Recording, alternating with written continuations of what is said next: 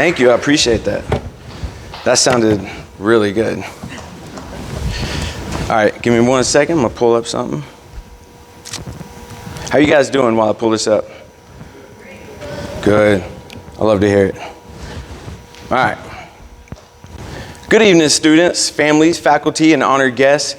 To the inductees sitting here tonight, congratulations, you earned this. Not because someone handed it to you, not because you got lucky, but because you showed skill, you showed discipline, you showed commitment in a world filled with distractions. And I want to be very honest with you. If you met me while I was in school, I probably wouldn't be the guy you'd invite to speak at this event. I struggled to pay attention. I'd lose focus when it came to assignments. I wasn't the straight A student. Getting B's and C's honestly took effort. I connected with teachers who saw me as a person, not just another name on a roster, but academically, I wasn't the smartest one. I knew I was different, and for a long time, I thought different meant limited. I focused on friendships, music, art, things that made me feel alive, but I didn't see a clear path. A month after I turned 18, I went to work at UPS. Anybody know what UPS is? Right, okay, cool. And I stayed there for 12 years. And even while loading trucks, I was selling CDs, DVDs, food, drinks. I'd buy in bulk, then resell. I was always looking for gaps in systems, processes, and even in the market. I love finding inefficiencies and filling them with something useful. I didn't know it at the time, but that was a technical skill. That was problem solving. That was value creation. That was entrepreneurship. One evening, while loading brown boxes in brown trucks, I saw a sunset that stopped me. It was so incredibly colorful that I was attracted to it like bugs to light.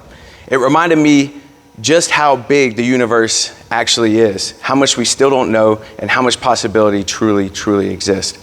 And remember thinking, what am I doing? Not because there's anything wrong with UPS, but because I knew I was meant to build something bigger in that moment. So I made a decision, quit UPS and go full-time into real estate, first sales, and then investing. At the time, I was on welfare, I was a single father, I was going to FTCC, I had no financial cushion. People told me I was irresponsible. They said I was risking my daughter's security. And they weren't being cruel, they were being practical. But sometimes practicality protects you from your potential. Money was tight. My circle wasn't pushing me to think bigger. I had to rewire how I saw opportunity. I stopped seeing obstacles as guaranteed roadblocks, and I started seeing life as a game of possibilities. If I tried enough doors, one would open, right? I cut toxic relationships. I stopped feeding my mind with negativity. I changed what I was listening to, changed what I watched, and I changed who I stood next to. I learned quickly that if I wanted positive change or something felt off, I'd SMH. Anybody know what SMH means? Shake my head. Have y'all seen that? Shake my head. But I wouldn't shake my head, but I would analyze one of these three things in the moment. I love acronyms, so this became part of my world. And the SMH is skills, mindset, or habits. Like Jim Rohn says, don't wish it were easier, wish you were better. So I'd look at these three and ask myself, which one am I lacking in? I surrounded myself with the teachings of people like Napoleon Hill, Dale Carnegie, Earl Nightingale, Jim Rohn, Eric Thomas, Gary Vee. Does anybody know those people? No? We gotta look them up later. We got the internet now. I put notes on my small TV telling me not to quit and reminding me that TV was a waste of time. I drilled a whiteboard into my bedroom wall to track what I actually did, not what I planned to do. I didn't get ready to get ready to get ready to get ready to get ready. When it was time to take my real estate exam, being the great test taker I am, I failed it multiple times. But I was consistent. Consistency compounds.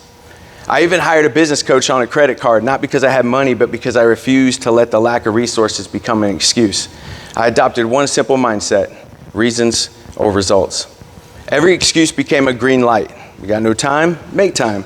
You got no connections? Build them. No money? Create value. And here's the part that humbles me the most. The kid who stumbled with B's and C's now speaks on stages. I speak to young men and women about building businesses within the school system. I teach systems to companies worth billions of dollars. But what I'm most proud of isn't the income or even recognition. It's that I escaped a toxic mindset of being stuck. If you want to get out of the rat race, stop hanging around rats.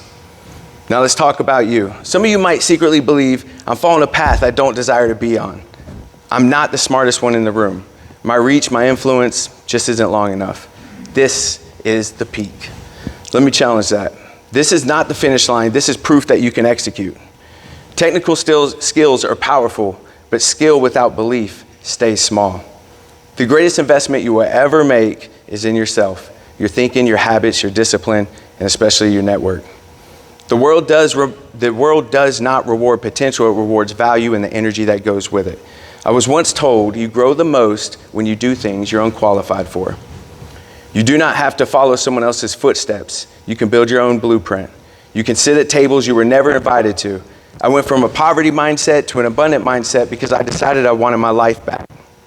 I decided that if I could see someone else do it, there's no logical reason that I couldn't. There's a quote that goes, success leaves clues. You just got to pick them up. And that's what I want you to leave here believing. If someone else has built it, you can learn it. If someone else has earned it, you can work for it. If someone else has changed their story, you can absolutely rewrite yours. The work does not stop here. Your community needs your skills. Your family needs your leadership. The world needs your contribution. The world needs your magic. Not someday, but today. Remember, honors recognize what you've done. Your habits will determine what you become. There's a quote that I absolutely love, which is, when you're born, you look like your parents.